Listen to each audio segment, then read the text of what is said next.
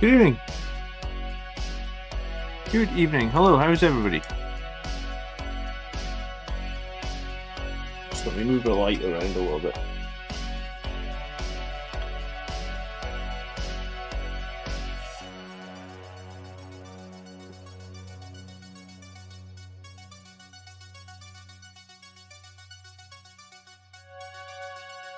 Camera's maybe a tiny bit too close tonight.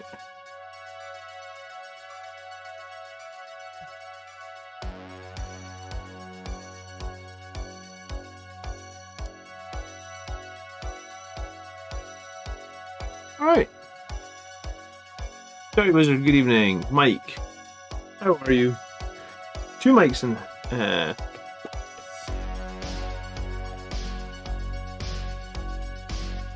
Two mics in the house tonight. Hey guys. Hope you're having a good weekend. I've got all my transfers on the Terrax now. Or, I say all my transfers. I've got a lot of transfers on the Terrax now. And unlike Tony, I even transferred the bottom of the Terrax, because I mean, why would someone might pick the Terrax up and look at the bottom of it? So it has to have transfers on the bottom, right? It would just be terrible to not have transfers on the bottom. I've got some down here on the bottom.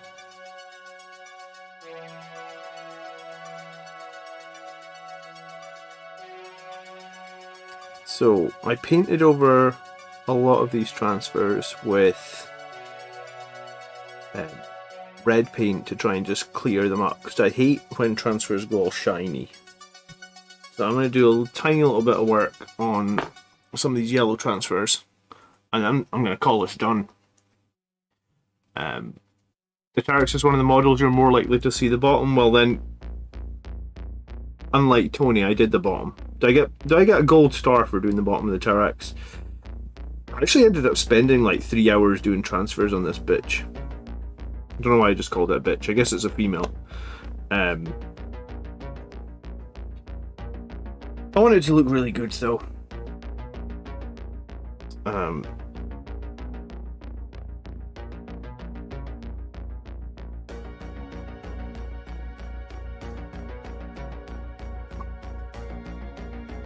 So anywhere that these transfers have got too shiny, I know that the varnish does, if you varnish them, it does help take that away. But I do find this yellow to be sort of like obnoxiously bright, so I'm going to put some Averland Sunset over these blood drops.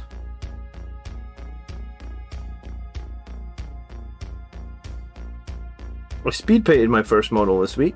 I'm actually quite pleased with the speed paint, how, like, I felt like I was less shit at speed painting than I thought I would be. If you haven't watched that, I'll link it this weekend actually, the speed painting video. I've got the model right here, I can show you guys in a few minutes. Yeah, like, see this transfer here, that's like got really shiny. I don't know if the camera will pick up the shine on some of these transfers. It definitely picks it up there on that one. So sometimes it can be just worth putting a tiny bit of paint over the top of the transfers, I find. Removes a little bit of the shine. I know that when you like spray varnish them, that will help as well. Probably one of the reasons I'm so slow at actually finishing any models. Gonna paint over the top of the damn transfers. What a waste of time, you might argue. Yeah, like, I'm gonna put a tiny bit of red in between some of these lines. Evening, Robert. We need pics. Where's the speed painted guy? This is the speed painted guy. He took 90 minutes. Don't know. I feel like if I hadn't already got my scheme from my army, I feel like a 90-minute speed paint is fine. My wife was like, "You won't be happy with that though, will you?" And I was like, "No, I'm not happy with that. I can't do it." If I did another army though, I guess I would do speed painting, right? It's quite a bit darker than what I do, yeah. I mean, it could work for another army, right? Like, I've got Thousand Suns that I was eventually, I don't know. I think the Thousand Suns at this point is a pipe dream. They've been sat in the box for like 5 years. I'm never getting to them, I feel like. Too much passion for the Blood Angels.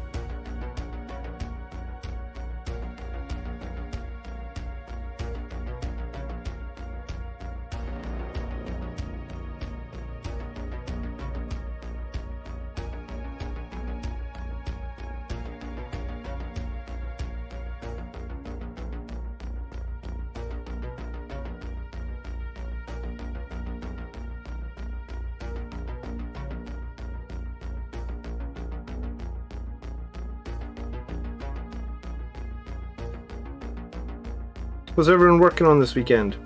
What is the plan?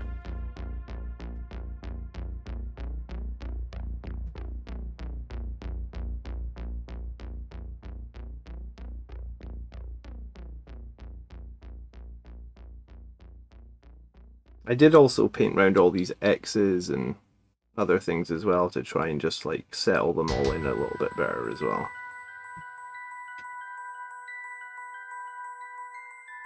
I think this Terrax is close though. I might honestly just call it done in the next 5-10 minutes and move on to my Gladiator tank, because I do want my Gladiator tank to be the next thing to get finished up. But if you haven't been watching my videos this week, I've been talking a lot about preparing for 10th edition. So like my preparation for 10th edition is going to be like just finish as many models that you can that you think that might be competitive. So I have some Blade Guard veterans which I'd like to get done. I have some Terminators which I'd like to get done.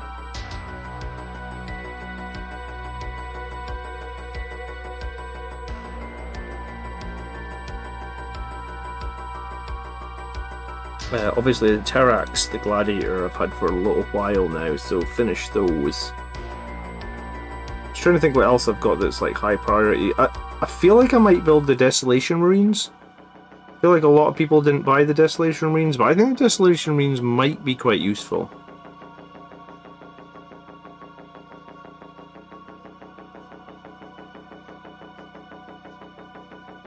We already saw some like high-level players taking them to tournaments and doing quite well with them. I think like one of the top players took like, was it like 25 Desolation Marines to a tournament? Which, if you ask me, when we saw their datasheet, that would have felt like unheard of. Everybody was like, no way, Desolation Marines are a joke, nobody wants those.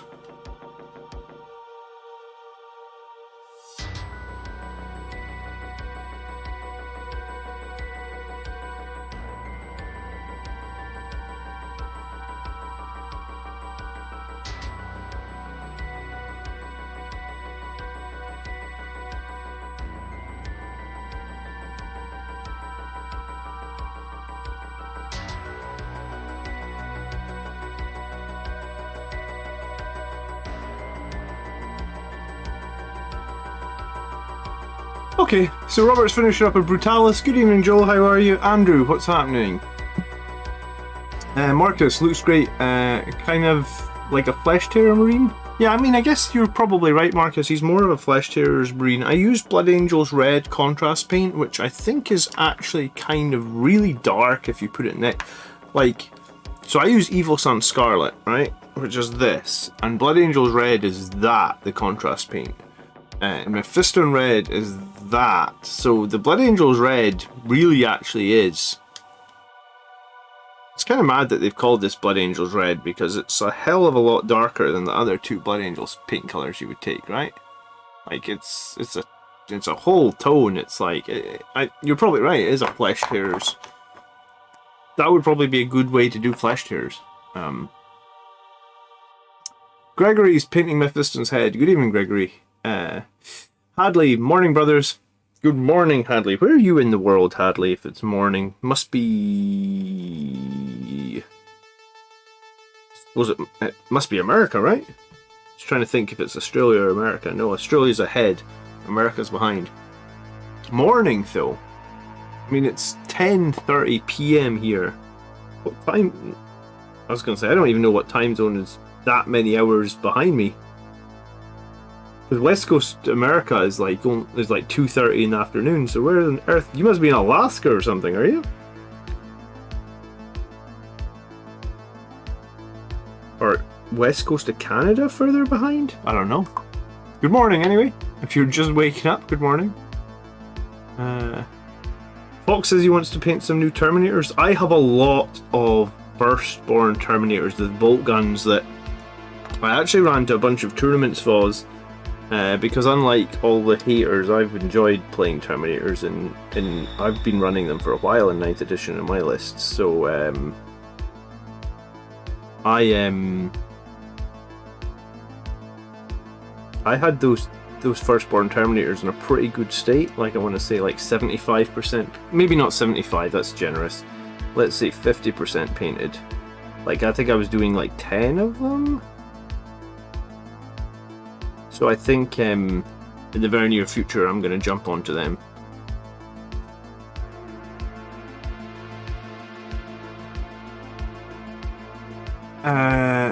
Marcus is painting 30k Iron Fist Phalanx Wardens. Phalanx Wardens? I don't know what they are. Phalanx Wardens, I don't think I've ever seen those. 30k. I guess, are they a custom, like, Imperial Fist unit? Sort of similar to, like, Angel's Tears? I'm not really all that clued up on 30k. Heard people raving about cracked Desolators. I've only used the frag ones. I think if I was going to use the Desolators, Mike, it would be the crack ones. Good evening, Inks. How are you? What are you putting transfers on? I'm just putting a little bit anywhere that these transfers have got very shiny. Sometimes when you put on transfers, for whatever reason, they can go a bit shiny. So wherever they're a bit shiny, I'm just going to paint on a little bit of black paint. This is also good practice for freehanding, you know that? Because you have to be kind of accurate. I guess if you were wanting to learn freehand, that's probably the way that you would start, is like paint over all your transfers. Maybe paint over them in a different colour so you can see how well your coverage is.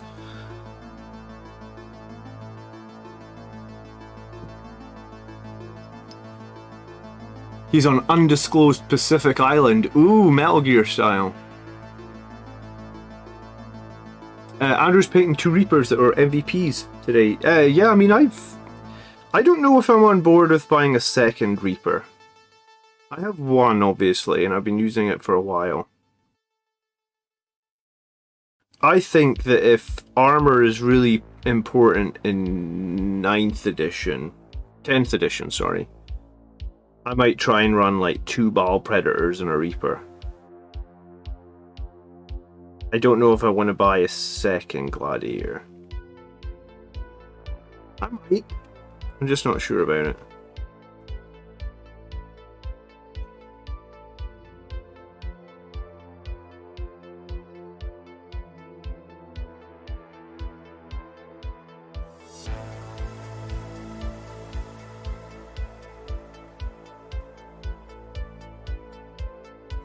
Oh yeah, me. Yeah. I think I'm pretty much done with those transfers now. I'm just going to put a tiny little bit of lead belcher on this guy. I'm going to call him finished, and I'm going to move. So he'll just need varnish now. Where the hell did I put my lead belcher? It's here. Crispy delicious. Good evening. I think I am going to do a few more painting streams as we get a little bit closer to 10th edition, by the way, because I guess any tactics videos I make now are going to become irrelevant very, very quickly, right? So, I mean, if you've been watching the channel, you'll notice that the last 2 weeks of tactics videos have very much been looking at like what's coming in 10th edition. Because, like I said, anything else is going to essentially be irrelevant very, very quickly. So,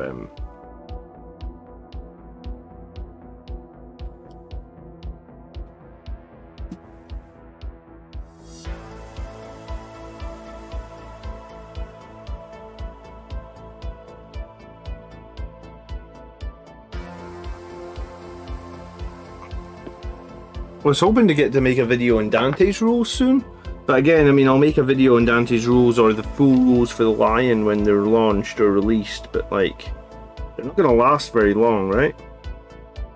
Like, any rules that they release now, I don't know how long. I don't know the shelf life of the rules. Like 2 months, maybe. It's not going to be long at all, right?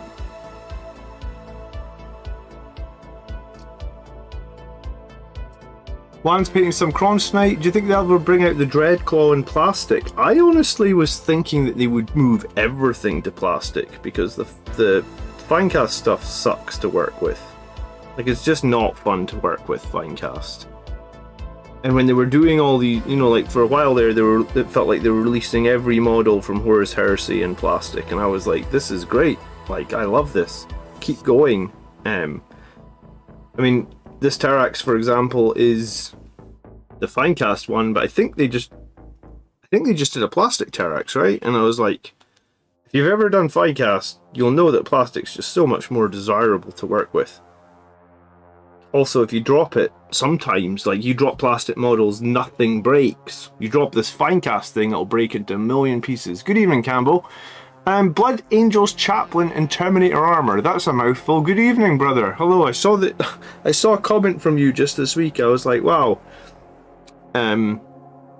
Welcome to the channel, Blood Angels Chaplain in Terminator Armor. That's oddly specific for your YouTube name, but we're all friends here. Welcome.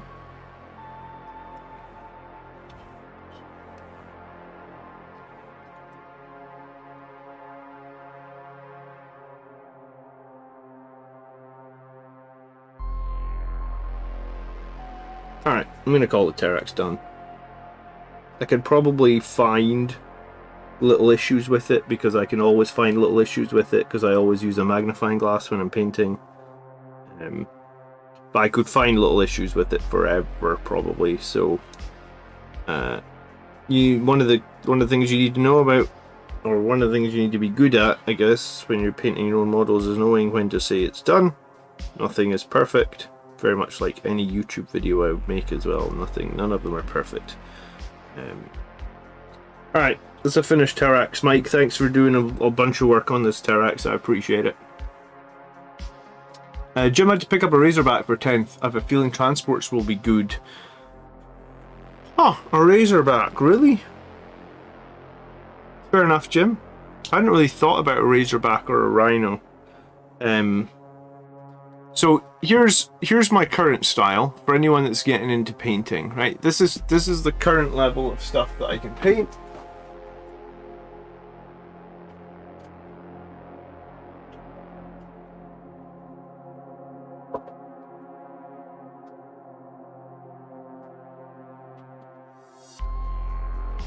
Now you get to see a Rhino painted by 13-year-old me. You ready? Booyah! What a paint job this is. Have you ever seen such a gorgeous, accurately well painted Rhino? Oof, imagine getting beat up by this on the tabletop. That would really make you question your life choices, wouldn't it? I mean, it definitely needs a bit of dusting.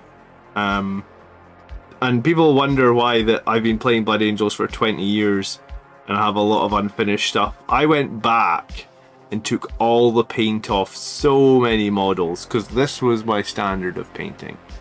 And I mean, like, can you see any detail on these guns? Woof. So I got rid of the paint off everything and started over. Compressed air is your friend.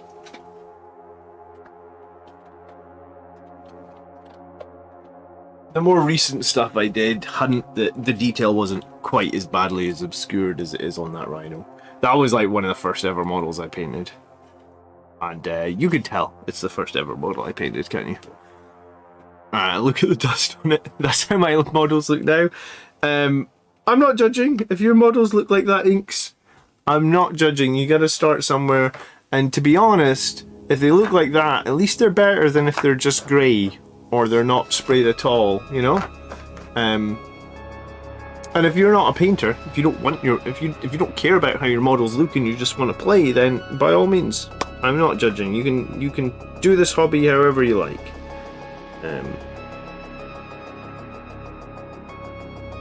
I've settled on my style. Hey, Crispy Delicious, thank you so much for becoming a member. We've hit our April membership goal already, apparently. 6, we're there with 21 days to go. Awesome, thank you guys. I appreciate it. It's been actually difficult to make videos these last couple of weeks with all these 10th edition stuff coming out, and I don't know if there's much value in 9th edition content at this point. And I am going to do... I was thinking about doing it next week. I was thinking about doing a week where I just hobby every night. Or 4 hobby streams in the week, because I was thinking about it.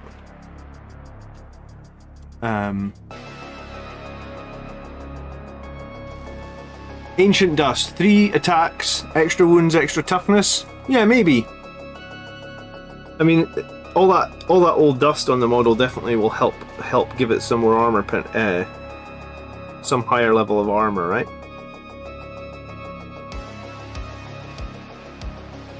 Well, I think the point of that model though is like, look where I was. I still don't think I'm a good painter, but I guess like you put time and effort into it. That's where I started. This is where I am now. I want to make a video on painting the new Dante. I really want to make that new video. I just don't know when they're gonna. I don't know when we're gonna get new Dante model. I'm excited for it though. It's probably the first time in my history of playing Games Workshop that I'm going to take a day off work when my new model arrives and just paint it probably take the day off work without telling my wife that I'm taking the day off work, so I can sit upstairs and she'll think I'm working from home, and then I'll just spend the whole day painting. Fortunately, like, my wife doesn't really track how many holidays and days I have from work. Like, she kinda knows, but there's definitely a few days every year where I've got like extra holiday days that I could just take. I usually end up taking those days to go and like hang out with my friends and go drinking or something. So maybe I'll use one of them this year to paint up Dante. Is the data slate next week? I mean, I guess if the data slate is coming out, cool, I can do a video on the data slate. It's just going to be a bit strange because the data slate is going to be invalidated very, very quickly, I guess, right? Because I honestly think we're going to see 10th edition in early June. I don't know when you guys think we're going to see it, but I don't think it's going to be too late into the summer, honestly.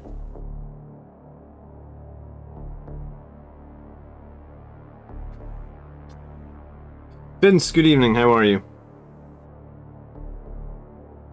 Well, the thing is, if I don't tell my wife that I'm, you know, like, if she knows that I've got the day off work, I won't get any peace. So I won't be able to just basically film the video in a single day. I wanna paint Dante in a single day. And I know I can do it. Probably take me the whole day, but I definitely know I can do it.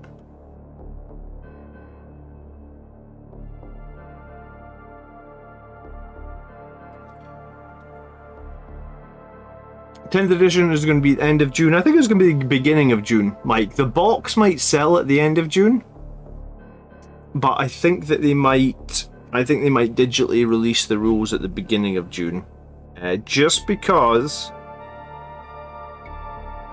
And maybe I'm completely wrong, but there's a set of tournaments kicking off in America in the beginning of June, right? And those tournaments last like the whole season. It's like an 8-round event. And it's like the big Games Workshop one, right? And it'd be very strange if they played the first heat of that big event on 9th edition in June, and then the new rules come out and they play the other like 6 or 7 heats in 10th edition. I feel like that's going to be strange, and Games Workshop know about it. And it ultimately is like the road to like the end of year events. I'm sure you people, like, I'm not really clued up on the American circuit all that much in 40k. Like, I'll watch the odd game if it's like a big event, but I'm sure there's some people in chat that are in America that know the tournaments that I'm talking about. Mark and Tony were talking to me about it, where they were saying like a big tournament kicks off on like the 4th of June. Whatever big tournament's kicking off in America on the 4th of June. It'd be very strange if that's played on 9th edition, and then the rest of the event, all the other heats, are played on 10th edition. So that's why I think there could be a good chance that you might not see the new box set until the end of June, but you might get the digital rules before then. You might. Hadley's buying the starter box just so I can rip the Tyrannid heads off for my bases. I need to find someone that I can trade the Tyrannids with, honestly. Is Brother Corbulo worth it? Right now he's not, and I also think right now you can't buy him.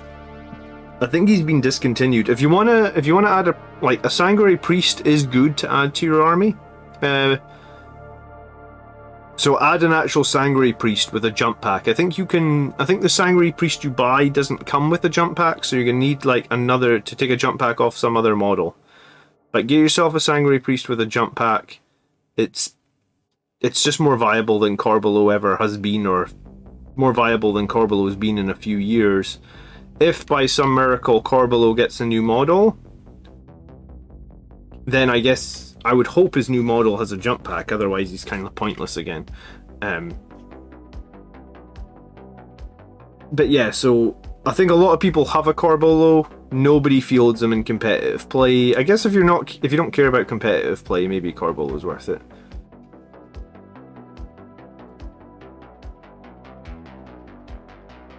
Don't forget the last big tournament was a couple of weeks after and they rolled back the rules. Yeah, but this is like a series of events, Mike. So that's why I think that we'll see the 10th edition rules before we see the box set. I mean, I could be totally wrong. Maybe I am totally wrong.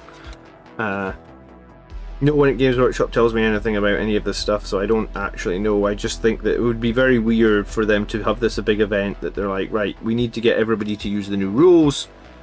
Or sorry, we need to run these like 5 big events, but we're going to change edition after the first event? That seems weird. They're not going to change the date on the event.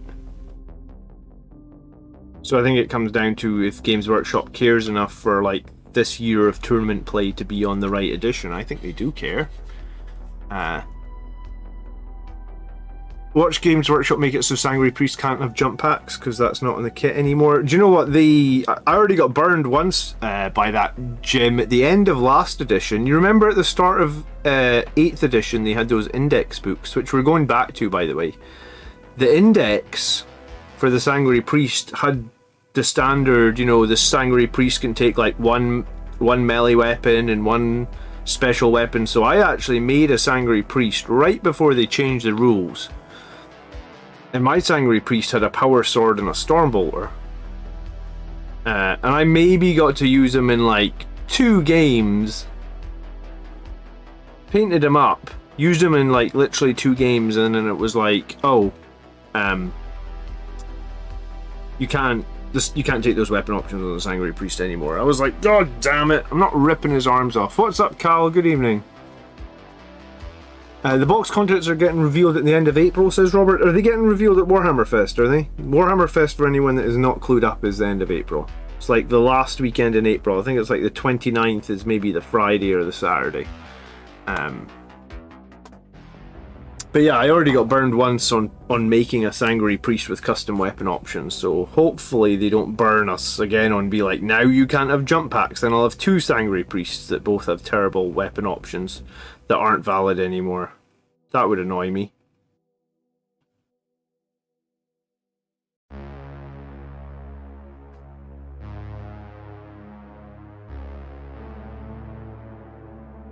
I think it possibly comes down to like what are people playing, and I think too many people have been running the Sanguinary Priest with the jump pack. Surely they're not going to take that away from us.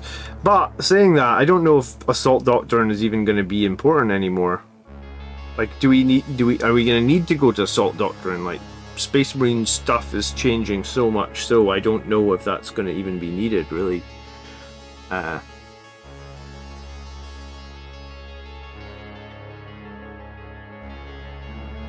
I've heard people speaking about some of the new rules and saying like doctrines might not even be important unless you're that one Gladiatus task force that talk about doctrines. Like other Space Marines might not even have doctrines. I don't know. There's too many questions at the moment, and that's why probably over the next couple of months I'll be following along like everybody else with all the new rules and all the new data, because otherwise, yeah,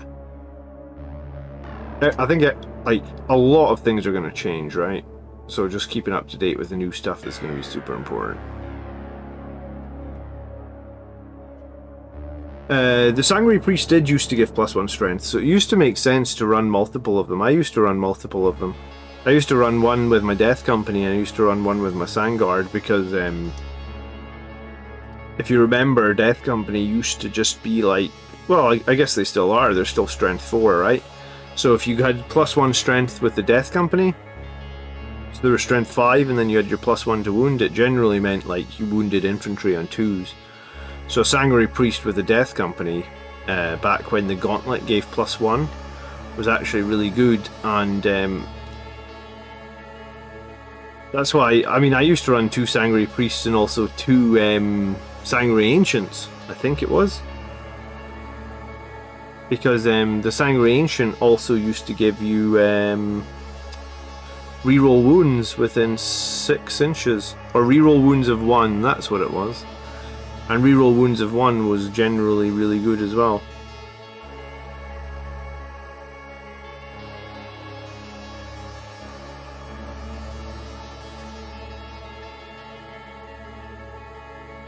Mike made a Sanguinary Priest on a bike right before they stopped allowing that. I never remember that. When was that allowed? I know that like Ravenwing still have an apothecary on a bike, which is pretty cool for them.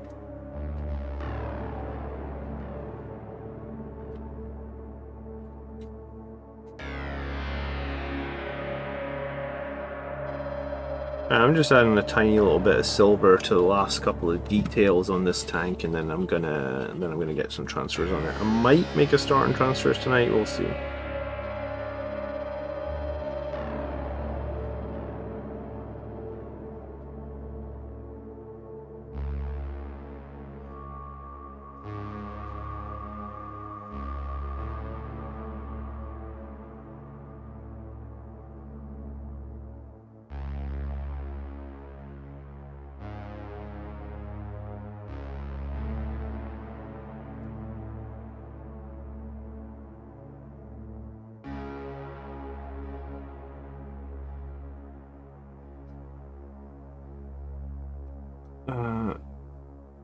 All I know is Blood Angels wake up in the Salt Doctrine every day, says Marcus. I will be so happy if we don't have to sit around for 2 turns, Marcus, waiting to get our maximum damage potential unleashed, right? Like, I genuinely dislike the current way of either needing the Sanguinary Priest or either having to wait like 2 turns to get to Assault Doctrine.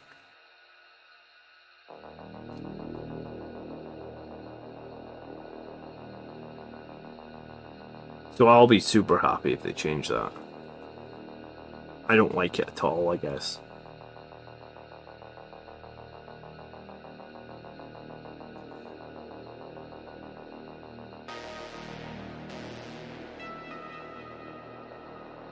I mean, it's fine if you want to run a Sanguinary Priest, but like, the Sanguinary Priest isn't a bad character. Like, in some ways it synergizes a lot, but at the same time it just feels like bad design, where it's like, oh well, you just have to have this one character, and you're like, but what if I trying to build something different? And it's like, well, yeah, I mean, that's cool that you're trying to build something different, but you have to have a Sanguinary Priest. And I'm just like, yeah, but I'm trying to build something different. But it's like, but you have to have a Sanguinary Priest. And you're like, oh, okay, fine. Fine. Dracula, good evening, how you doing?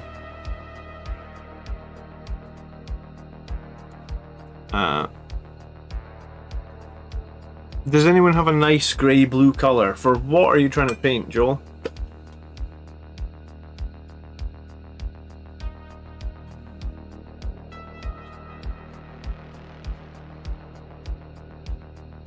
we do currently have a Sanguinary Priest tax. We do, Mike, don't we? And I don't think we should have it.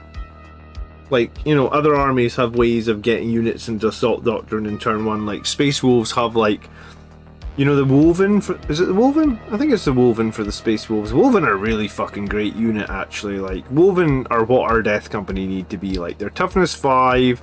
They've got a Fight on Death strat. Or, I think it's maybe just a Fight on Death ability. They just fight on death. And then they also have, like, 1 CP... No. Sorry, Woven automatically are in Assault Doctrine. I think Space Wolves have a 1 CP to put any unit into Assault Doctrine, but the Woven are just in Assault Doctrine from turn 1. So it's like, they have everything that we want the Death Company to have, you know, like, Fight on Death, because, like, let's face it, they're the Death Company. If anyone has Fight on Death, it should probably be the Death Company. Always an Assault Doctrine, so you don't need any of your Sanguinary Priest tax, I guess. And, I mean, Woven are... I guess, like, you could argue the Death Company have a 6-up Feel No Pain. I guess that's kind of the same as being +1 toughness, which is what Woven are. I think Woven are toughness 5. So, yeah, for me, it's like, Woven are a great unit. Like, I think that Woven are a really good unit. I would really... I just want to put on record, I know I've said it a million times, Refusal to Die is a stratagem. Is a terrible stratagem. It feels like it's never worth playing. If that's one of the stratagems that survives this edition, I'm going to be mad because it's a terrible, terrible stratagem. Woven are always in the Assault Doctrine, and that makes you mad, Mike. Yeah, I know they're always. That's what I was trying to say. I knew that they had. Yeah, so they're always in the Assault Doctrine, and they fight on death. They always fight on death as well. Hey, Cole Doodley.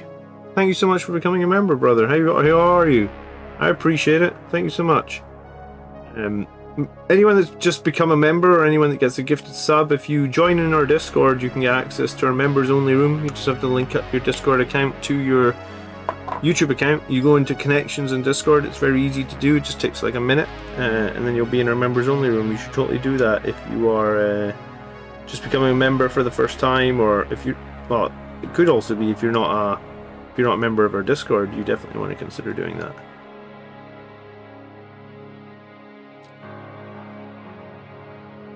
Yeah, I played Refusal to Die again this week, and it was like, you have 5 Death Company, and they're killed by a 43-point Aspect Warrior. Like, all 10.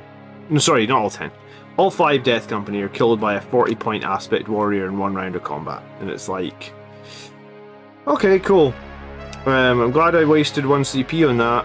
And also, why the hell does an Aspect Warrior have enough attacks to kill 5 Death Company in 1 round of combat?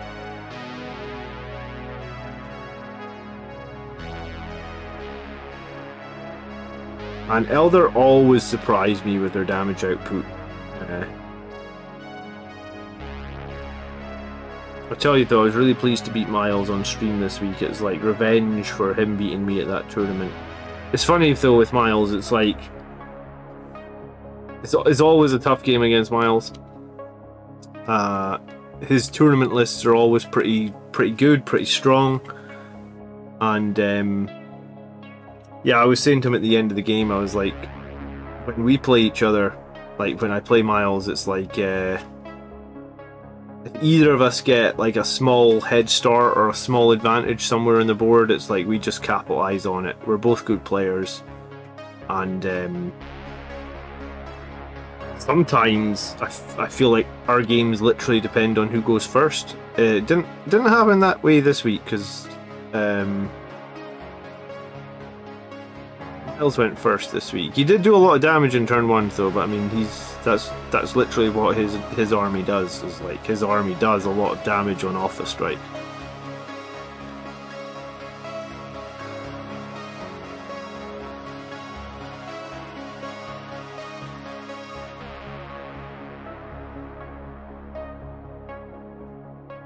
Refusal to Die will be built into the data card. Let's hope so. Which non-Blood Angel specific unit would you like to improve in 10th? Says MB92. Blade Guard Veterans, I think. I think Blade Guard are a really interesting unit. I think they've been difficult to run effectively in 9th edition, but I do also think there's a really strong place for Blade Guard. They work well and they synergize with some of the Space Marine secondaries. Who knows if those secondaries are changing, I guess. But yeah, if there was one unit I could improve a little bit, I think it would be the Blade Guard. I think, personally, I don't think they should be... Well, I mean, if Terminators are toughness 5 now, I think the Blade Guard either need an extra wound or a points drop, right? I felt like Blade Guard were, like... I think there was a rumour with the last update that they were going to go down to 30 points a model. I don't think they... Well, they didn't. But I think they could be balanced / competitive at like 30 a model.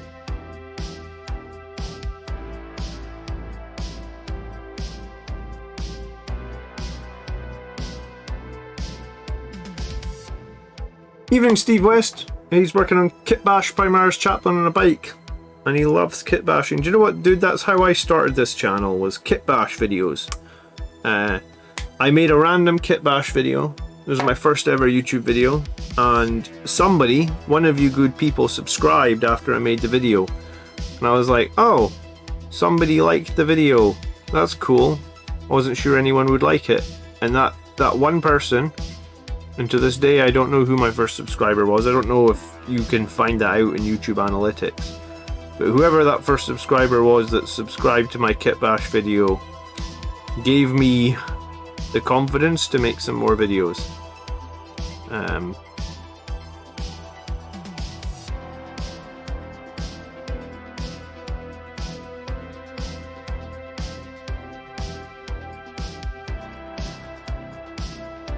Miles says in his defense the Aspect Warrior was buffed. Good evening, Miles. Yeah, we'll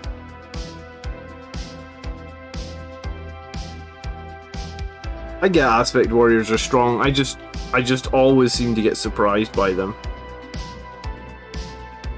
They always seem to just annihilate me in places. But it was sweet. It was super sweet to inflict the victory on Eldar after getting beat at the tournament.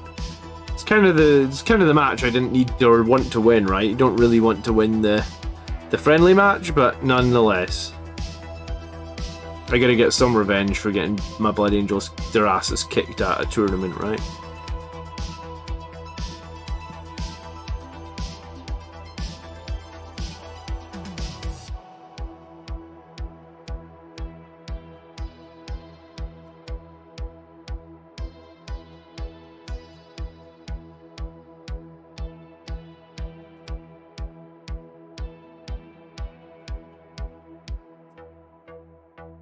So you bet 10,000 points on me. Tell me it didn't pay again? It's weird. Sometimes when you click the payout button, it just doesn't pay out. It's like I don't know if the matches take too long or what the bot does, but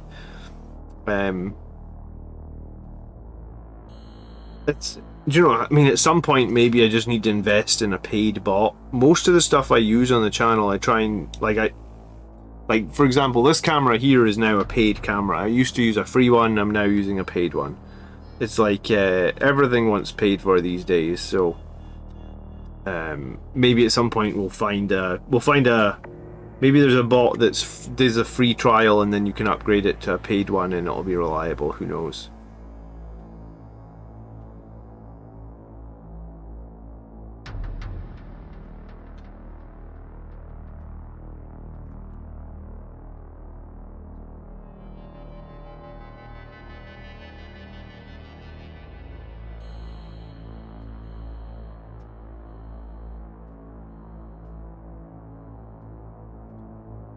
Gaming Stuka, at Blood Angels Commander, as a Space Wolf player I feel Thunder, Wolves and Wolven are a stupid unit in the game. They're good, but I don't think they fit into the Space Wolves. Interesting. I've never really heard a Space Wolf player tell me that the Cavalry or the Wolven are a stupid unit. They're a strong unit, and they add a lot of strength to Wolves. Like, if I was a Wolves player, I would definitely use... I feel like I would definitely use Wolven, the cavalry are a difficult unit to field correctly or use correctly, although they can, like, I think the cavalry can advance and charge, correct me if I'm wrong, but I think the difficult thing with the cavalry is they're on pretty large bases. So I think that if you take like a big unit of cavalry, it can be difficult to maneuver them around. But like I don't see any downside to running like a couple of squads of Woven. I mean, especially in the current season where we're at with like strategic reserves being free, I would run Woven. I would highly recommend you run Woven if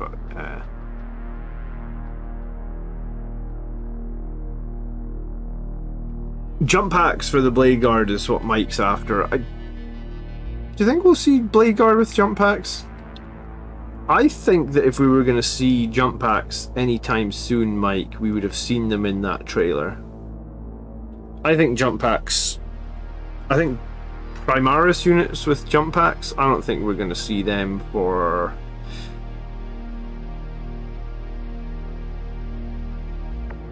I don't actually know how long, but 6 months to a year, maybe? It felt like it would have been the perfect time for them to bring out jump pack primaris units, but they seem to have something against jump pack primaris units. I really thought we would have had them like a long time before now, actually, in terms of like, you know, we're like 3 years into primaris models being released. Maybe more than 3 years? Because then the first primaris models came in 8th edition, right? So are we 6 years since the first primaris? It's as long as that. No, it can't be 6 years. Is it 6 years? When did Dark Imperium come out?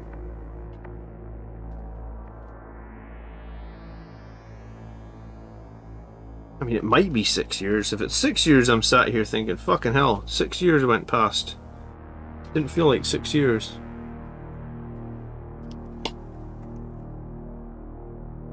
Wonder why we don't see Space Wolves players using the Dreadnought with the shield. I've played against a Space Wolves player that was running a bunch of Dreadnoughts with shields.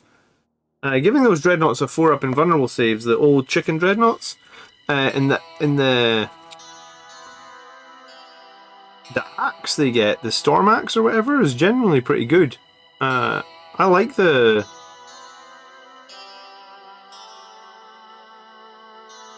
Woven Dreadnought, whatever it's called.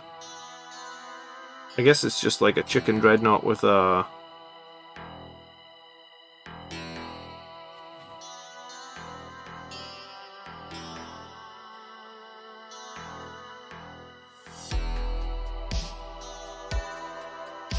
Frost Axe, that's the one. Thanks for keeping me right. I always need you guys in chat to keep me right.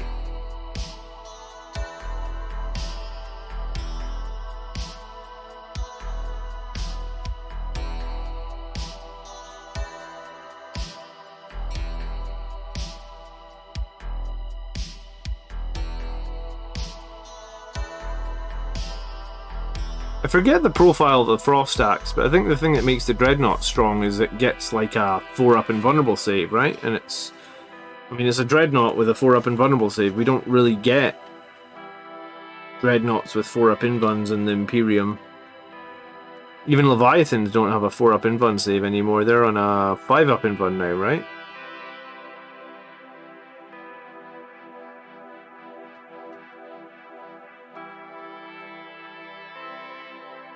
Space Wolf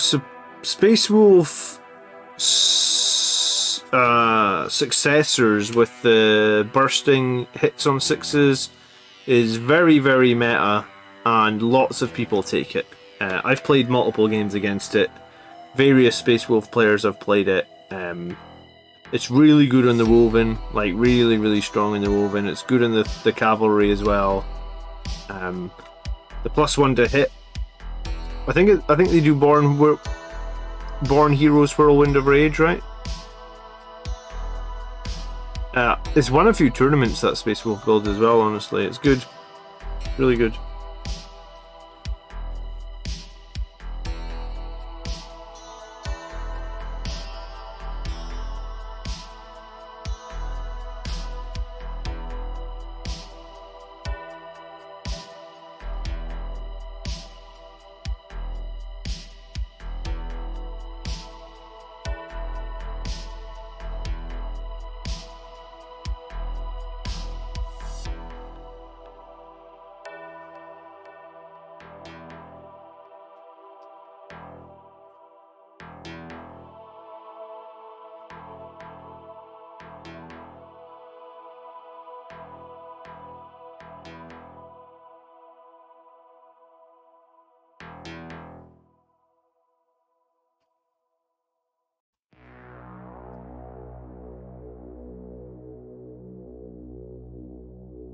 What are people's opinions of the new edition then? I mean, there's been a lot of stuff coming out as of late. Are people getting excited about it, or are people still worried? Because the sort of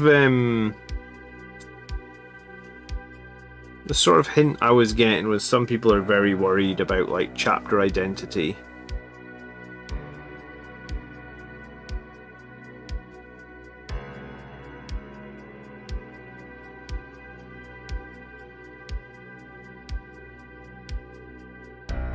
I think I'm excited.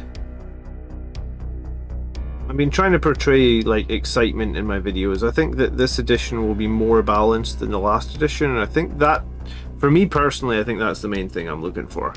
I play like a lot of competitive level games. I want to do reasonably well when I take my units to tournaments. So I was hoping that it was going to feel more competitive than last edition, which I think it's going to. Like I genuinely think that's it's gonna feel more competitive than last edition. So for me, if that's what I'm hoping for, then I think I'm gonna get what I'm wanted. This guy says my group is hesitant at best. Definitely more of the thought that we'll be playing 9th. Oh really? I'm gonna jump straight into 10th. So I mean, I'll jump straight on in, and I guess you guys can watch some battle reports on the channel and give me your feedback. I'm really hopeful. I have enjoyed like the level of updates they've done to 9th, and I've liked how they're doing like balance status lights and stuff. But I've not been overly happy with, I guess, just like the problems that we've had with balance. And I guess the problems I would talk about is like some armies having like crazy high win rates for far too long, other armies having really poor win rates for far too long. Like that's the thing that upsets me the most about 9th.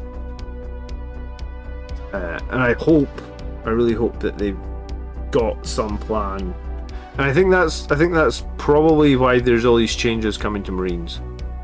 Like I think they're going to try and address the problem that we have with Marines, where like we can get in a situation where some Marine chapters can be just, I guess, I don't know what you would say. They're just terrible. They're just terrible for like a period of.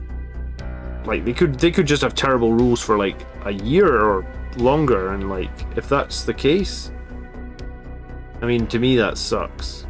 Like no one wants to have their army have really bad rules or really uncompetitive for like, I'd argue longer than a couple of months, right? Like if you have an army that's bad for like a whole edition or 18 months, that's just generally very bad. It also makes people quit. You might not think it, but people do quit the game when that happens. People have quit Blood Angels in 9th. Like, big channel members have been... When I say big channel members, I guess people that watch the channel and were always here in the live chat for like long periods of time disappeared for 6 months, a year maybe even, in 9th.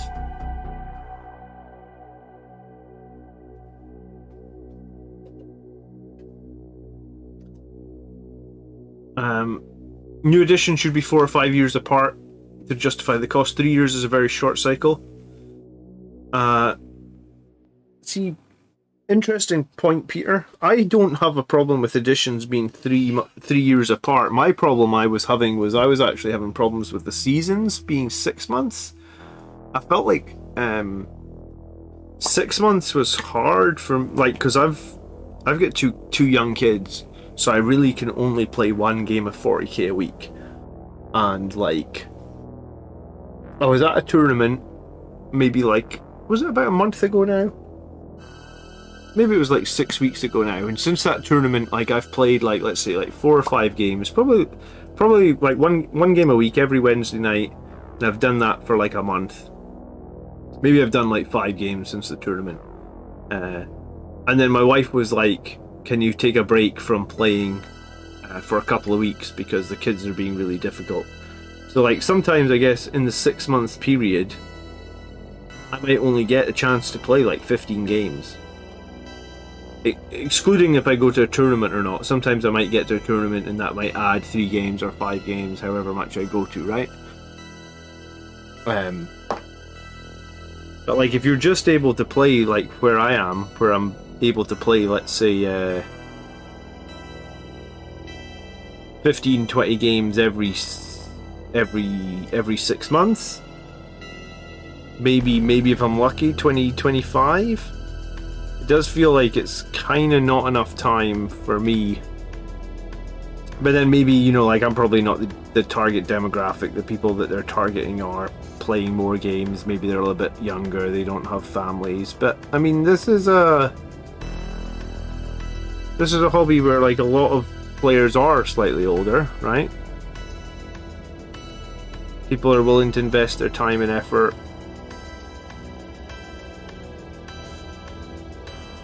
I don't know. 6 months for me was feels like a little bit of a struggle to keep up sometimes.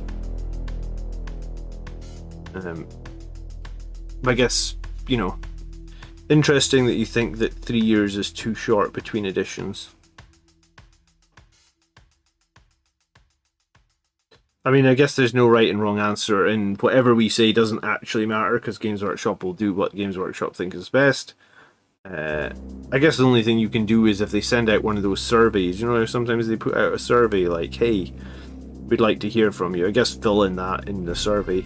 I'm pretty sure in one of the surveys I said the same thing. I said like 6 months is not a long enough time for me to do seasons.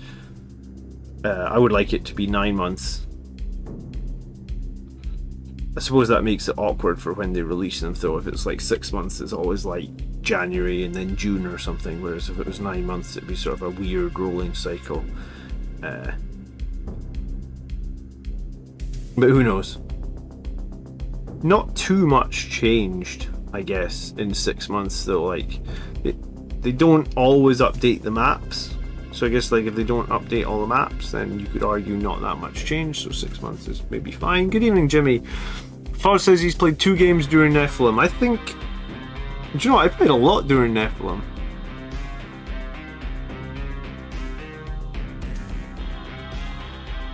And I think I've probably played like 15 Arcs of Omen games.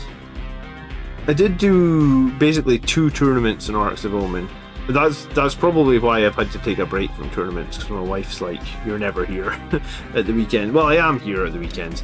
Just like 2 tournaments in short succession was just a bit too much with the young kids.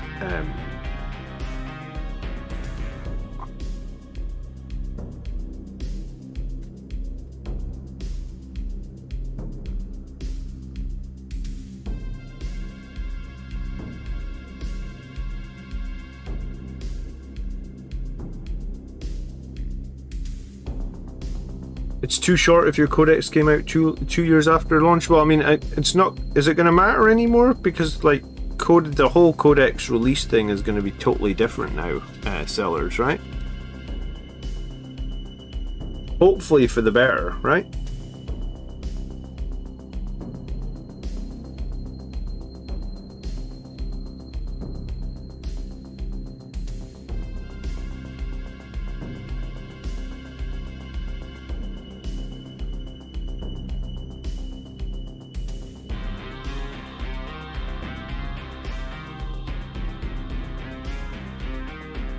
I'm not totally sure, because it's a bit confusing what they've said about codexes, right? Because they said like, we're going to use indexes so no one will need a codex, everything will be digitally available using the new indexes, etc, etc, etc. That's what they said.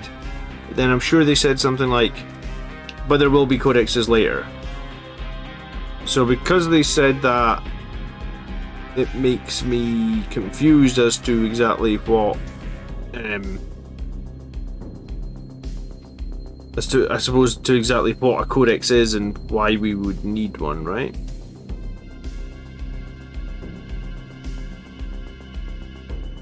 Jim had a GT right after the Arcs transition and was looking forward to running Fury of the Lost, and I changed my entire list when that went away. It pissed him off pretty good. Yeah, I can see that, Jim. I mean, that was the thing that I said. I only had like one event with I had one event with Fury of the Lost. I just got round to playing Fury of the Lost. I arguably didn't even have the Death Company fully painted or finished. I still need to go back and finish some of the edge highlighting on those Death Company. But I just made the transition into like, hey, I feel like Blood Angels need you, like, you need to pick Fury of the Lost if you want to be competitive. Like, you just need to have, you need to have really strong secondaries, because we, like, in Nephilim we had far too many enemy armies that were just able to score like 100 points every game. And if you're coming into armies that can score 100 points every game, how do you beat them? Well, you need to pick secondaries that can score 100 points every game, because if you don't, you're not going to win. So I felt like we just got to a point where it was like, okay, I can pick these secondaries like Fury of the Lost and do well. And then just as they did that, it was like, oh, but Fury of the Lost has gone away.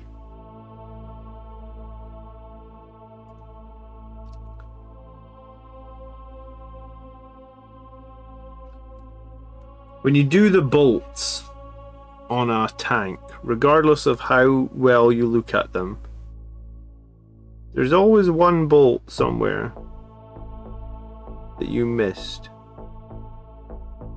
There's always one. If there's not one, then you just haven't found it yet.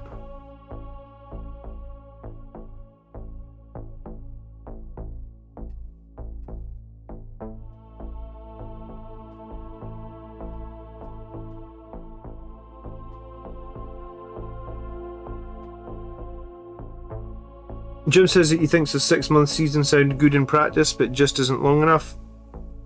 Cool, so I'm not the only one that feels that way, Jim.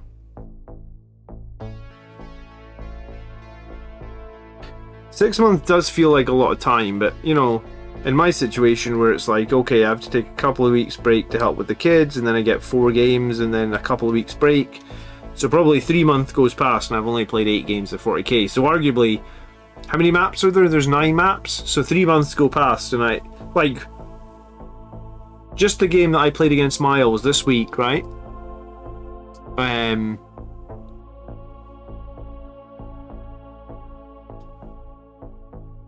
I played a map I'd never played yet in Arcs of Omen. So we're over 3 months into the season, and I was like, oh, I've never played this map in Arcs of Omen. So it was like, and I've been to 2 events in Arcs of Omen, so I've probably played more games in Arcs than I've typically played in other things or other seasons. And it's like 3 months in, I've still not even played this map once. Mike asks, did I miss one? Yeah, Mike, it's fine. It's easy to miss a bolt, like I said. I maybe even painted over it, actually. I don't know, maybe that was what happened.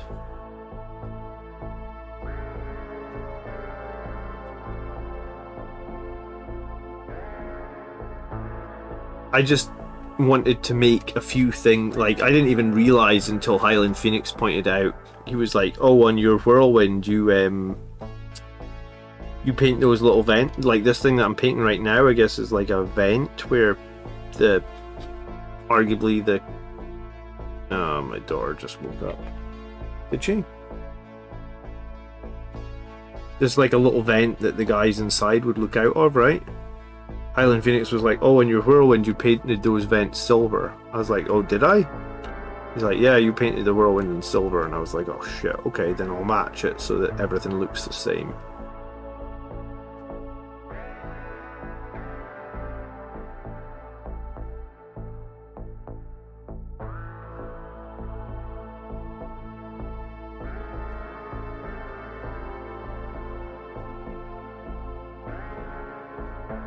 Viewport, there. Good night, Blood Angels Chaplain. Thanks for hanging out. Nice to meet you in a stream. Nice to see you in a stream. Please come back to another one.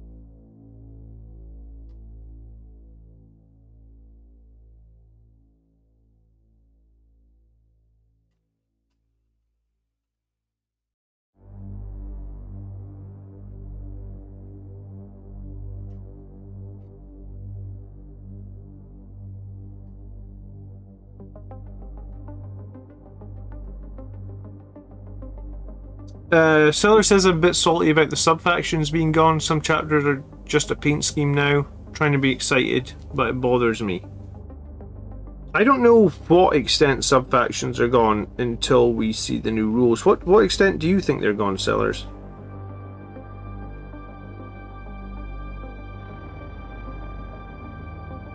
Here's the thing though, they've had this problem like all edition, or all 8th edition and all 9th edition with Space Marines, and that the fact that they can't seem to balance Space Marines. So I'm not overly worried with them changing it if it means Space Marines might actually be balanced. That's what I'm holding on to, or that's what I'm hoping for.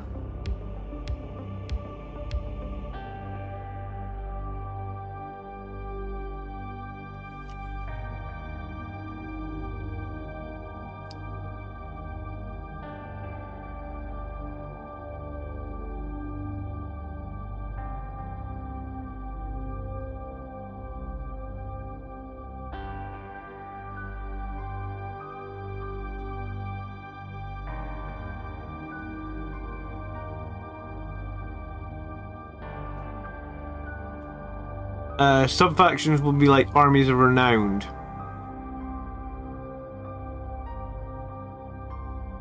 So yeah, the way I think subfactions will work is a bit like the Sisters of Battle Codex, right?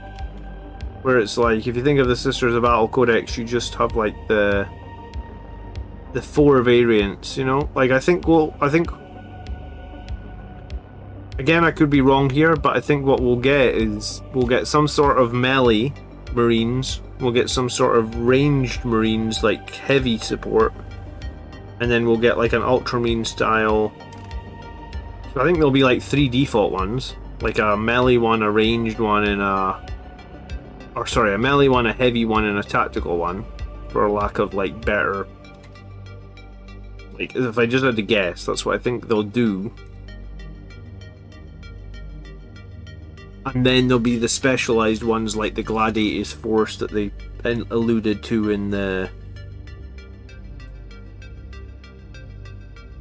document that the Warhammer community article that they had out this week, right? Now I don't know if that's good or bad, but I guess the question is, does that mean that they can actually balance Marines? Like, will we actually get like chapter tactics and stuff that's like, wow, Marines are really good if you put them in this if you give them this keyword. And Blood Angels can have this keyword. I don't know what it's going to mean. I really don't know. I'm just trying to stay positive and stay hopeful, I think. Blood Angels detachments can have Blood Angels units. I mean, maybe. And then we're in the sort of standard one.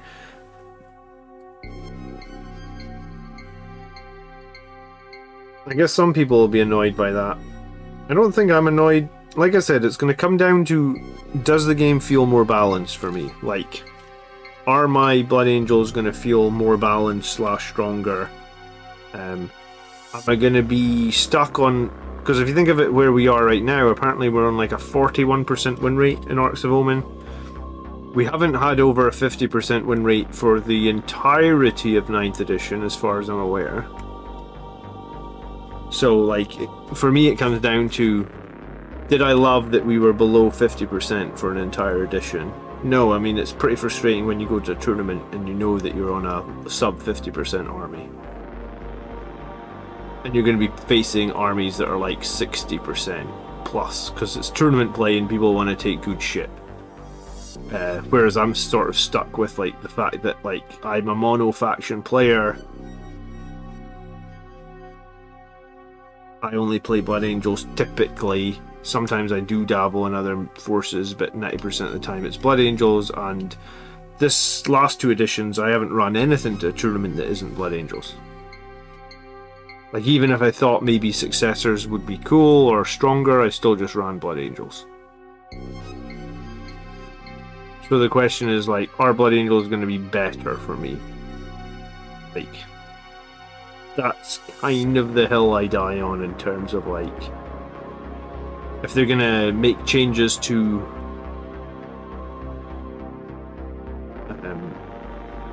like the chapter or the keywords or the identity, if it means that we're in a more balanced place, then I'm alright with it. I guess we'll find out. Plus, I guess what I'm alright with, maybe some of you guys are not alright with.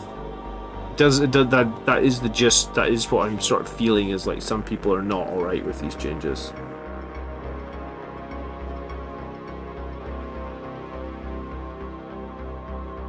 New Primaris Jump Marines.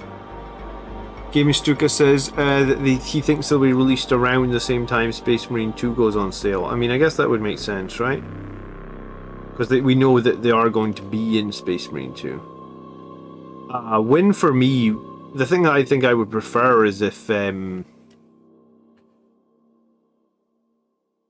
would almost prefer it at this point if they didn't make Jump Primaris models and they just scaled up, like they just, you know, like kind of what they've done with these Terminators. They just made like a true scale model of Sanguinary Guard, so you can use your Firstborn Sanguinary Guard as is right now. Whatever you've got, they're good to go. Or they might do a true scale Sanguinary Guard, a new kit, which makes them a little bit bigger. And you can obviously buy the new kit and run, they're compatible with the old kit, but you don't have to go out and buy 30 new models. That's what if I had to hope for something, that's sort of where I land on that. That's what I would hope happens, because that feels like the best of both worlds. It means like you get a new Sanguinary Guard kit, it's cool, it'll be exciting, you can obviously make the new models, they'll look cool, etc, etc, but all your existing models will still work. They might just be a little bit smaller than the new ones, but it shouldn't, you know, it's not a problem, is it?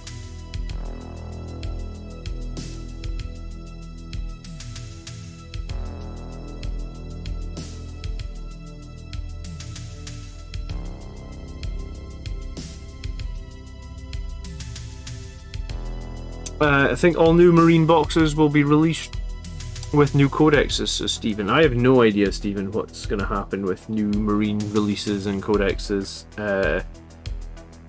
I'd said for a while, like probably like a year before it happened, you know the Strike Force Augustus box that came out recently, where you got the Desolation Marines and you got the Brutalis, and you got like some heavy intercessors, etc., and a new lieutenant.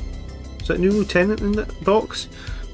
I honestly don't even remember what the character was in that box, because I haven't even opened the box since I bought it. Well, I opened it the night that I bought it on stream, had a look inside, and then I've done nothing with it. But I had said for a while before we got that Strike Force Augustus box that I think that's how they're doing Marines now. In terms of like every new edition, there'll be like 5 or 6 new Marine models or squads or whatever, and I think this time round we know what those are, right? Like they're the scaled up Primaris, or they're scaled up Terminators, not necessarily Primaris, sorry. They are the new Full Boss Lieutenant, the new Terminator Librarian, the new Phobos Veterans, I guess, with the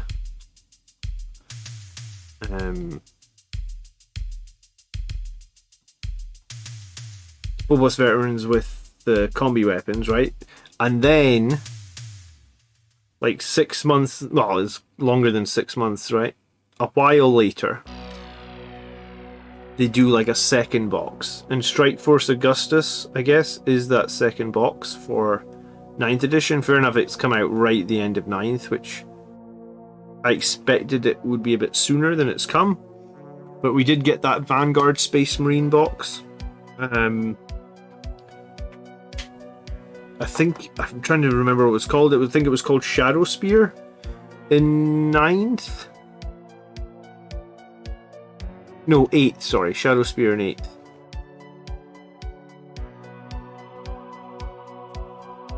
So I expect that there will be a second wave of Marine releases. Like, I fully expect that. What exactly it is hard to put your finger on, but I kind of thought that the jump units would have been out by now, honestly. Like, I kind of thought that might be like what the Strike Force Augustus stuff is, but obviously we know Strike Force Augustus is the Desolation Marines. Not that I mean, well, I say not that Marines were screaming out for more rocket troops, but I mean, in some ways Marines were screaming out for D3+3 weapon options at ranged. So now we have some, and if you did buy the Desolation Marines, or if you picked up some of them on eBay, I would recommend doing them before 10th edition if you have time. I think they'll be better in 10th edition than they were in 9th. I actually think they're not bad in 9th. We've seen a few people start to run them at tournaments and stuff in 9th.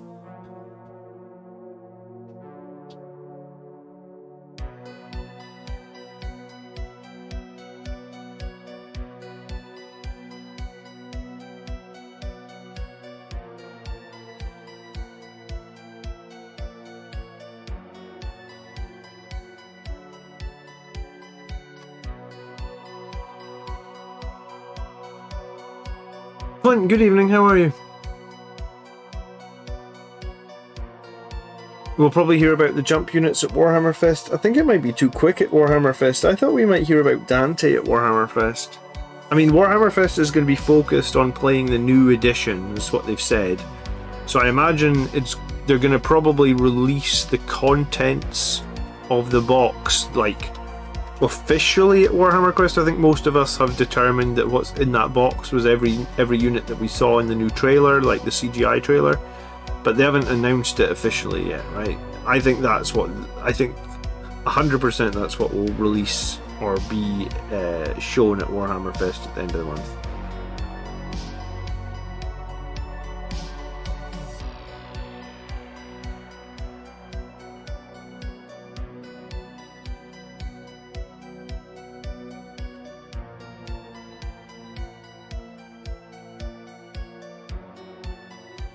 I think I just got to do the viewport here on the back, and then I'm going to do a little bit of work on the turret, and then this gladiator's done.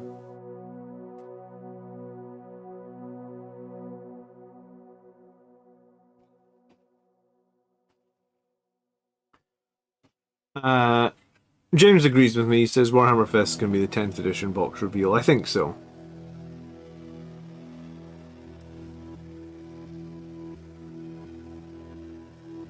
I don't see there sort of to be a reason for it to not be anything else, and we know that stuff's coming.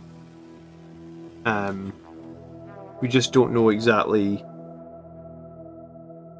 Yeah, we don't know exactly what's in the box, and possibly we don't know exactly what's in the box from a Tyranid point of view. Again, we could probably theorize and guess pretty closely, but I think Warhammer Fest will focus on showing you what's going to be in the box. They might also release the price. They might also release an actual date to get the box. And if they do release a date, it's probably like a month and a half in the future, maybe, from Warhammer Fest. So you might need to have $150 ready sometime in June. I think the new edition is going to be June. I think it's going to be early June. I guess there's a lot of debate on when people think it might be. I think they're going to do it earlier than later because of that big event series in the US, but who knows?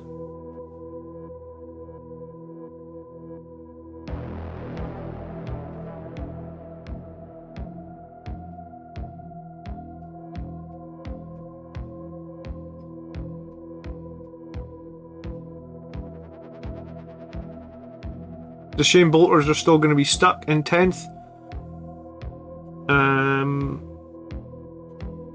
Well, AP of a lot of other things is going down, right? So if the AP for lots of other things go down, does that make bolters better in a way? I mean, it doesn't make them good. It doesn't make them like the... Like if bolters are supposed to be like an effective unit for Marines... or something like that. Like they're, you know, they're supposed to be iconic. They'll still be pretty bad, but will they be better?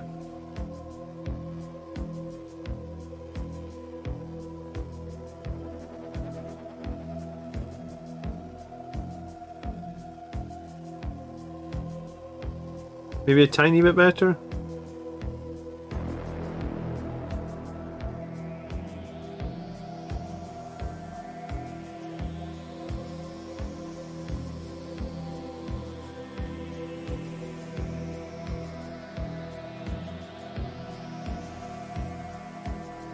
Someone didn't get the memo that the bolt gun is supposed to be like a gun that fires like little high-powered rockets, did they?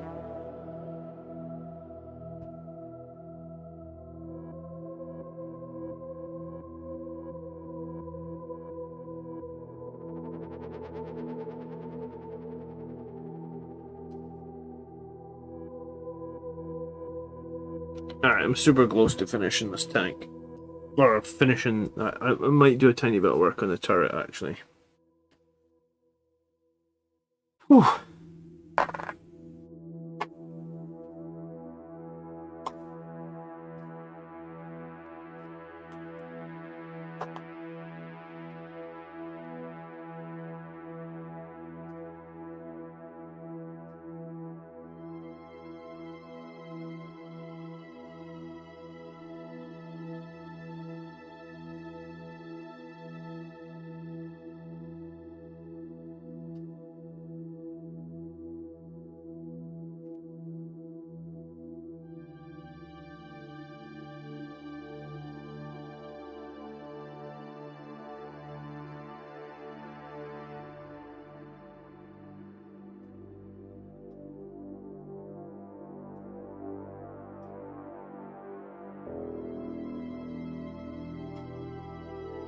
The Stormbolter in the Terminator sheet is the same as it is now, so I can't see them. Yeah, I mean, the Stormbolter didn't get changed, right? So I guess my question is, though, is the AP of every other gun in the game lowers? Because we saw, like, well, like assault cannons used to be 1 AP and they're now no AP. Power fists used to be -3, they're now -2. Arguably, if doctrines are gone, then that cuts their AP in half. Chain fists used to be -4, they're also now -2. So it seems like a lot of things have lost 1 or 2 points of AP, just from the rules of the weapons that we've seen. So if a lot of things have lost 1 or 2 points of AP, does that make bolters better? Well, because bolters are just 0 AP, right? So arguably, I guess the answer is yes, it does make them better. Because if everything else has lost AP and the bolter hasn't got worse, then technically, yes, it makes them better. Does it mean that we'll see people running a shitload of bolters? Probably not. But will it mean your bolters feel a little bit better when you fire them? I mean, possibly, right?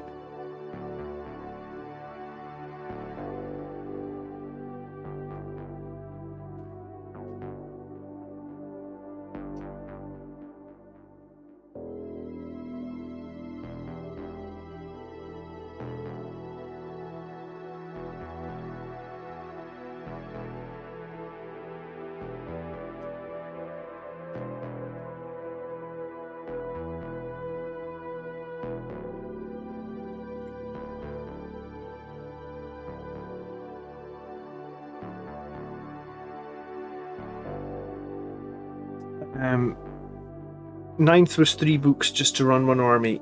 I mean, they've kind of said that they were aware that there was too many books. Like that was one of the things they definitely said. They said they don't want people to have to carry like multiple. Like when I go to a tournament, I have to take like the Space Marine Codex, the Blood Angels Codex, and then the potentially like the 2 chapter approved books, and then a bunch of printouts.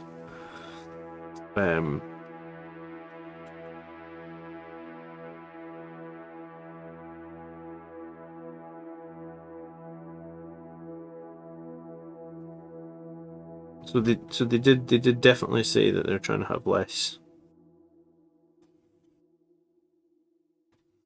Alright, if there's any bolts on this thing that I haven't painted now, they kind of have to forever hold their peace, because I'm sure I've got them all.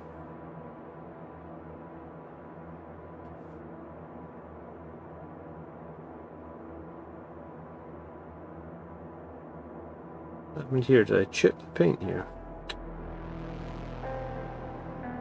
Oh no, it's a bit of crap that's stuck to the model, okay.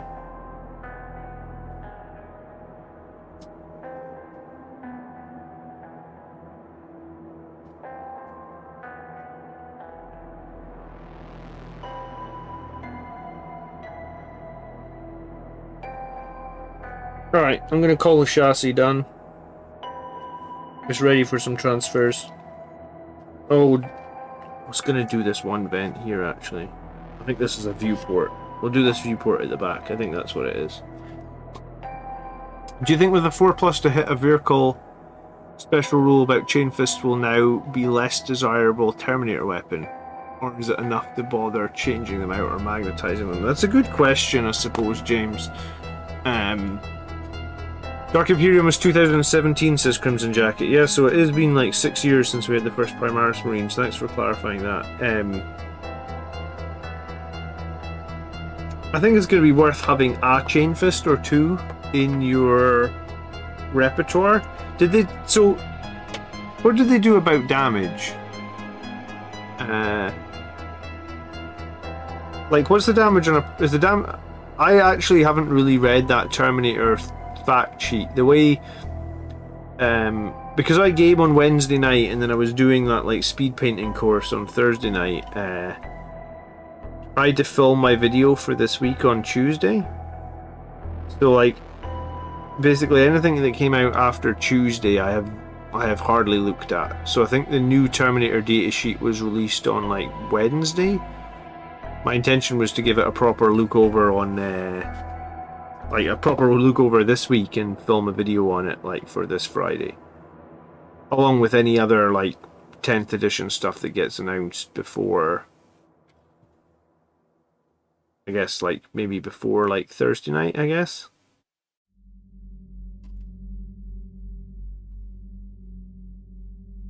So what's the damage on the Power Fist now? The damage is still 2, but has an anti-armor. So did they give all the details of that anti stuff out? I mean, I guess that's my, like, I have spreadsheets that do math for me that then I can use to like determine like what is the best weapon option in specific situations. So I guess what will happen, or like what will happen with the channel as we go into the new edition, will be like when there is options like this, we can totally make a video and be like, this is the best way to arm your Terminators, because like I can definitely make that video. While I only have like half the data, or while it's just up on Warhammer community website, like not seeing the full data sheets, probably won't do that video until the full data sheets have been released. But I mean, I'm happy to discuss it before then, because then once the full data sheets are released, we can do maths. And if there, I noticed that they talked a little bit about there's ways you can get like full rerolls on a unit for Terminators. So if there's like universal special rules or something like that you might want to factor in, I can probably, like the video that I make will probably include this stuff like that, so that you're getting the full big picture, right? That would be the plan, anyway. Power Fist and Chain Fist are both damage 2. Power Fist is a 3+ to hit, Chain Fist is a 4+ per hit, but it's a 3+ to hit the vehicle. Yeah, but did they... I think the problem was that, like, there's certain weapons now that have, like... They talked about it a few times, like, devastating hits or critical hits, and I don't really know if I know what all those things do yet. I don't know if anyone knows what all those things do. But I guess, like, once we have the full picture and we know what all those special rules do, then I'll make videos and all that for sure. Like, it's definitely something that'll happen. I guess if you're asking me right now, I guess I don't have the answer right now. I'd have to look at it properly and probably want to do a bit of maths on it, right?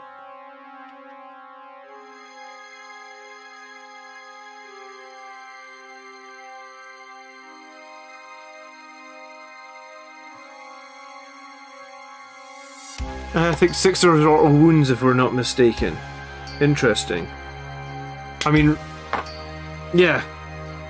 I guess, like, right now, asking me in this vacuum, I don't know if I can answer. Well, I feel like I can answer, but, like, there is a room in the Discord for, like, video requests or suggestions, so if that's something you feel passionate about, you want to know which weapon option I would be running my Terminators with,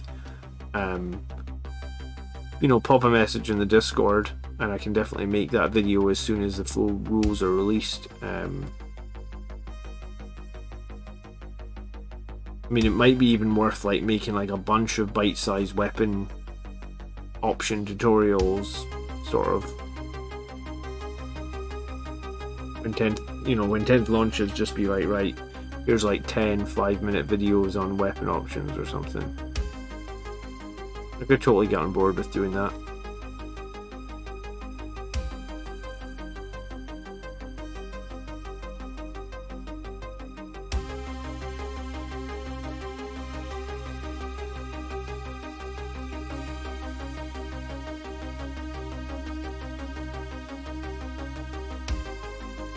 What unit do you really want to be good in 10th? For me, I really want it to be Outriders and ATVs. I think I would like Outriders to be good. I don't know if they will be because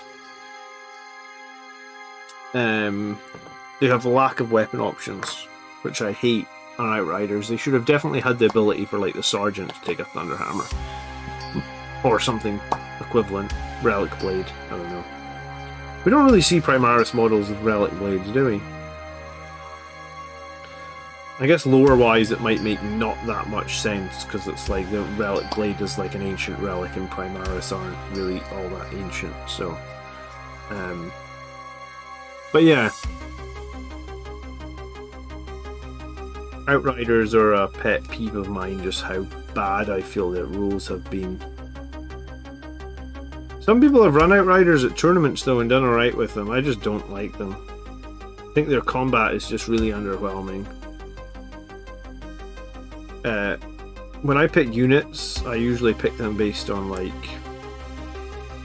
Well, like if you're... I don't know. You're picking a unit like that, you expect it to be good at combat. It looks like it should be good at combat. They were one of the things I was probably the most hyped about for the Indomitus. Was it Indomitus? Yeah, Indomitus box was Outriders. Like, I was way more hyped about Outriders than Bladeguard Veterans. I was like, oh my god, we're going to get like Toughness 5 Vikers, they're going to be Primaris, they're going to be fast, they're going to be great, and then they just weren't.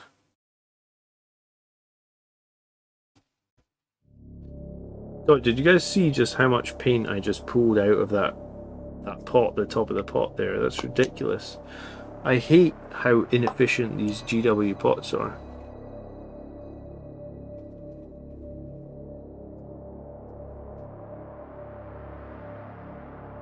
Look at this. There's one bit of paint. There's the other bit of paint. All that was inside my lead belcher pot.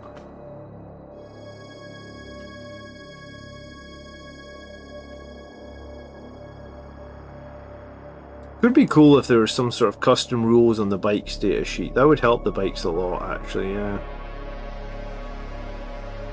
I mean, the Devastating Charge rule seems like... I think that was the thing, like, a lot of people looked at the Devastating Charge rule and thought, like, on paper it looks really good, but in reality, it's only 3 bikes. It's only a 6 more chainsword attack. 6 more chainswords don't do that much damage. If you're hitting on 3s, that means you're making 4 hits. I don't know, even if you're wounding on 3s, that means you're making, like, what, 2 wounds? Chainswords are only, like, -1, so maybe, like, Devastating Charge really means like you do 1 more point of damage. It's really underwhelming, Devastating Charge. But like when you see it on paper, you think, oh man, every unit's getting +2 in the charge. That really sounds good. It's actually kind of nothing.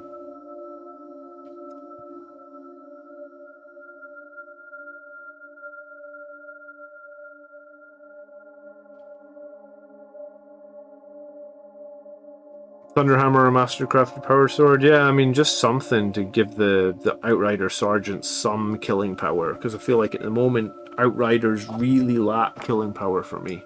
I mean, they'll kill guardsmen, or they'll kill like battle sisters, or they'll kill some toughness to the units, but like they're just kind of overall underwhelming, I feel like.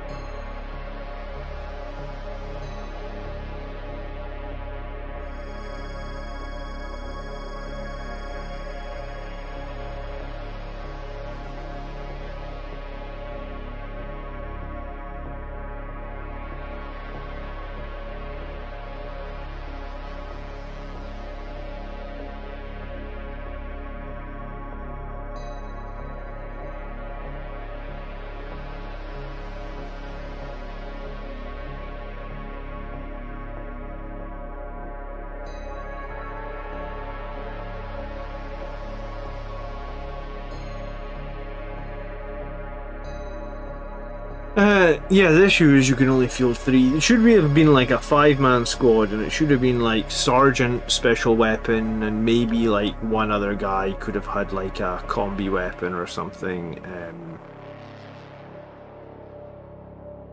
I really do want to like Outriders. Like, I do want to like them. I think they're a cool unit. I was really enjoying painting them before I realised how bad they were on the battlefield. I would like a reason to go back and finish up the paint job. I felt like I was doing something that was quite cool. But sometimes that's just the way it lands. You get this unit that you think is going to be great, and turns out they're just not great, and there's almost no point in running them.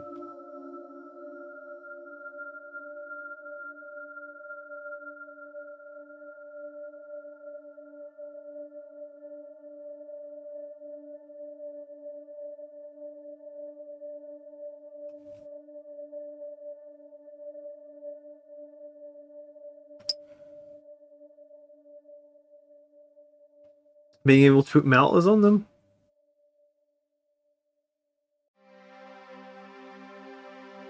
I mean, meltas would help. I just don't know if I see GW letting us take meltas on the Outriders.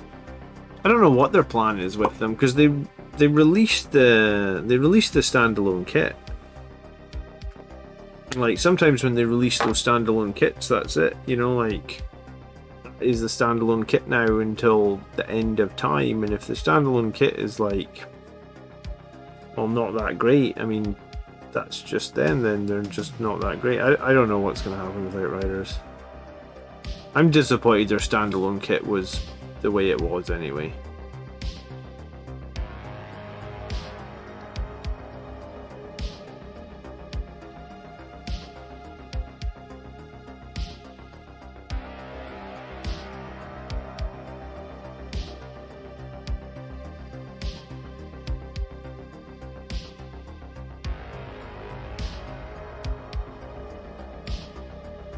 I just got a couple more minutes, guys. It's just coming up on midnight. I'm going to be back tomorrow night, though, for our Army List show, which we do every Sunday night.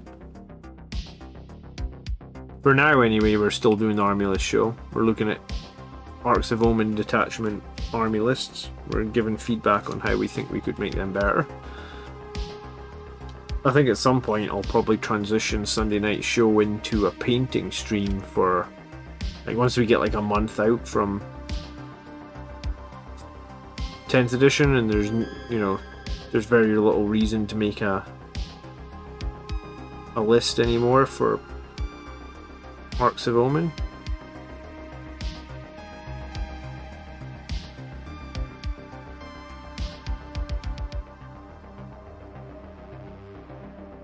But for now, we'll continue. I think we've had like 4 or 5 list submissions this week, so some people are still passionately working on their Arcs of Omen lists, trying to take it to a few events. I would actually love to go to one more tournament in the Arcs of Omen season. Just not going to be able to because of my kids, which is fine. I really enjoyed I enjoyed the the difference of this season compared to the previous ones. I think it just felt a bit more casual, which is honestly a bit weird for me to say, because normally I want competitive to the highest level, but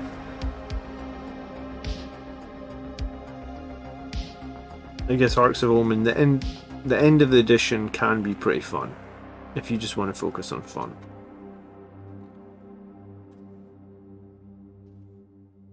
Yeah, I mean, very true. The end of this edition, people have the end of this month, people will have played 10th edition, and everything, all the focus will be on 10th edition. So yeah, at the end of the month, if we may round out the army list show for like a few weeks, and I'll just be here doing some painting on a Sunday night. I suppose we might even still do 1 or 2 army lists. Like if there's still a few submissions, we might do the few submissions that we get, and then just transition into painting. If Dante is now Lord Regent, shouldn't someone else become the chapter master? I mean, they can hold multiple titles, and Lord Regent of Imperial Nihilists is kind of where Dante's hanging out anyway, right? Like he's on that side of the Great Rift, and he has assumed command until I guess maybe the Lion shows up. I don't exactly know when the Lion's going to show up, but no, I don't think. I think like Gilliman made Dante Lord Regent because he was in that sector of space, from my understanding. It's not like it means that he has to give up any of his Blood Angels commitments, right?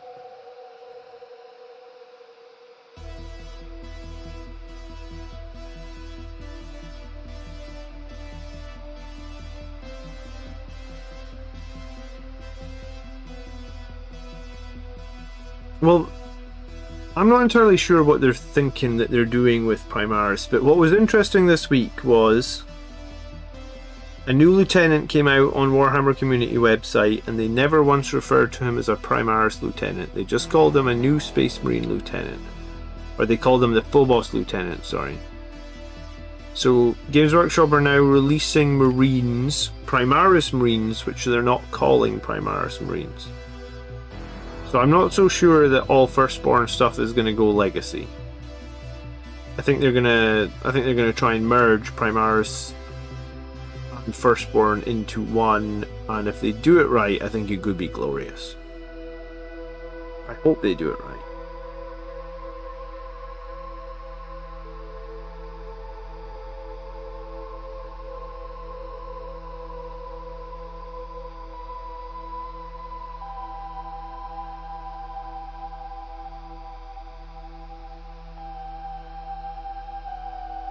Regardless, if you're interested in 10th edition, then make sure you subscribe to the channel, because we're covering it all as often as we can from a Blood Angels point of view.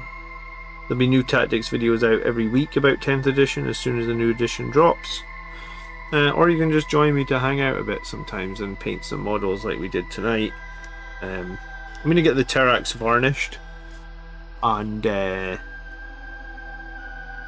I think this guy's pretty much ready for transfers now.